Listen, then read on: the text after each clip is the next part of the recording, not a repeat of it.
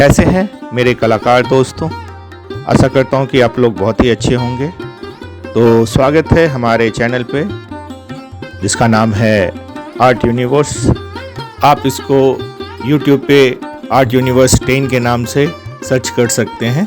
तो आज एक डिफरेंट वाटर कलर की पेंटिंग करने जा रहा हूं। कंपोजिशन पेंटिंग है जिसमें कि एक स्लेज पे दो यात्री स्नो पर मज़ा ले रहे हैं और यात्रा का अपना आनंद पूरा कर रहे हैं। इस तरीके का कंपोजिशन मैं कर रहा हूं जो वाटर कलर में है। इसमें मैंने अल्ट्रामैरिन ब्लू का इस्तेमाल ज़्यादातर किया है जो कि बिल्कुल चार्मिंग लुक डेवलप करने में बहुत मदद करता है। तो बहुत ही खूबसूरत सी ये पेंटिंग। इसके लिए आप ड्राइंग को अच्छे से कर लें। एक एक डिटेल का आपको ध्यान रखना है। ह्यूमन बॉडी के, उसके जेस्चर पोस्चर का, स्लेज का। स्लेज जब चलता है तो उसके आगे जो बर्फ़ जमा होता है उसका, तो इन सब चीज़ों को अच्छे से आप ड्रॉ कर लें।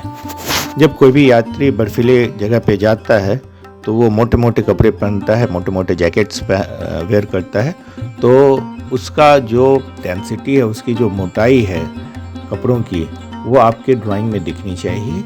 अगर इस तरीके का ड्राइंग आप कर रहे हैं तो इस तरीके का कंपोजिशन आप कर रहे हैं तो ऊपर में एक और एडिशनल ड्रॉ कर देंगे। उससे पहले मैं उसमें अल्ट्रामैरिन ब्लू का इस्तेमाल करूंगा और अल्ट्रामैरिन ब्लू से मैं स्काई का की तरफ काम करूंगा। तो स्काई पे जब मैं काम करूंगा तो कोशिश करूंगा कि थोड़ा सा डार्कर हो और साथ ही साथ जहाँ जहाँ स्टोन का इफ़ेक्ट हमें दिखाना है वहाँ पे मैं येलो ऑकर और सैप ग्रीन का इस्तेमाल करूँगा। पानी की डेंसिटी आप ज़्यादा रखेंगे तभी वो लाइट टोन के तरीके से दिखेगा। आप थोड़ा सा अपने बोर्ड को टिंट कर लेंगे जैसे कि पानी नीचे की तरफ बहाव में समझ में आए। जहाँ जहाँ वाइट स्नो दिखाना है वहाँ पे भी थोड़ा सा उभार होगा, कहीं पे ऊंचाई होगी, कहीं पे नीचा होगा। तो उसके लिए एकदम अल्ट्रामैरिन में बहुत सारा पानी, मतलब कुल मिला के ये कह सकते हैं कि बहुत सारे पानी में जरा सा अल्ट्रामैरिन ब्लू मिला करके एकदम नील जैसा लाइट कलर बना करके उसको अप्लाई कर देंगे। तो बचाते हुए अब थोड़ा सा डिटेल पे काम करना स्टार्ट करेंगे। आपका आउटलुक लैंड का दिखने लगा है। ज़रूरत है आपको यात्री में डिटेल करने का। तो फेस डिटेल करना थोड़ा सा इस तरीके के कंपोजिशन में टफ होता है, लेकिन जब आप प्रैक्टिस करने लगेंगे और अच्छे तरीके से आपकी प्रैक्टिस हो जाएगी तो आपको इस तरीके की कोई प्रॉब्लम नहीं होगी। आप छोटे छोटे बॉडी से, छोटे छोटे फेस, आइज़, आप इन सब चीज़ों को छोटा छोटा भी ड्रॉ करना है, बड़ा भी करना है, तभी आपको दोनों तरीके का नॉलेज होगा। और जब आपका नॉलेज और हैंडलिंग अच्छी हो जाएगी तो आप इस तरीके से निकाल पाएंगे, कहीं कोई प्रॉब्लम नहीं होगी। आपको अगर वीडियोस थोड़ा फास्ट लग रहा हो तो आप चाहें तो स्लो करके देख लें, लेकिन हैंडलिंग आपको अपने अनुसार से करनी होगी। जब आप ब्रश चलाते हैं, बहुत सारे बच्चे सिर्फ ब्रश चलाते कि कलर को फॉलो करते कि वहाँ पे वो कलर है तो उसको वहाँ वैसे भरना है। उसके साथ साथ ब्रश की हैंडलिंग भी आपको देखनी है कि ब्रश का मूवमेंट किधर से कैसे हो रहा है। क्या वो अप एंड डाउन चल रहा है, लेफ़्ट टू राइट चल रहा है, कर्सिव चल रहा है, कर्व में चल रहा है, किस अंदाज में चल रहा है। इस चीज़ को आप जैसे फॉलो करेंगे तो ब्रश की हैंडलिंग से भी बहुत कुछ सुधर जाता है, बहुत कुछ समझ में आने लगता है। तो आप ब्रश की हैंडलिंग पे भी फोकस करिएगा। चेहरे में थोड़ा सा गैम्बोज और येलो ऑकर का मिश्रण कलर रखा और कैप में ब्रंट सेना में ही ब्लैक मिला करके अप्लाई कर सकते हैं। आप चाहें तो इसके ड्रेस का कलर चेंज कर सकते हैं। मैंने जिस इमेज से इसको बनाया उसमें इसका ड्रेस का कलर पीछे वाले का तो सेम था, आगे वाले का कलर दोनों आपस में मैच हो रहा था। मैं इसको जब मैं गुलमर्ग गया था तो इस इमेज को शूट किया था। बहुत ही पुराना इमेज है, तो उस समय की इमेज से मैंने इसको डेवलप किया है, इसको बनाया है।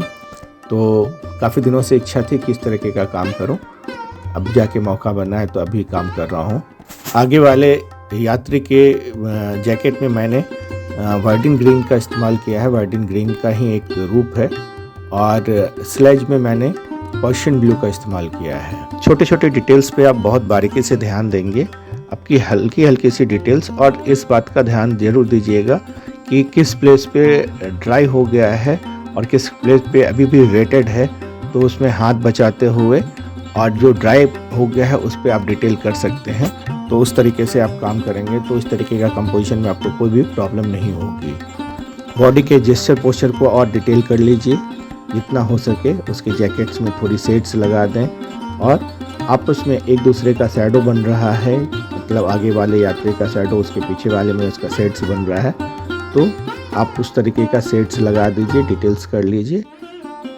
जो दोनों यात्री हैं वो आपके कंपोजिशन के लीड कैरेक्टर्स हैं, तो इस पे बहुत ही अच्छे से डिटेल करने की ज़रूरत है।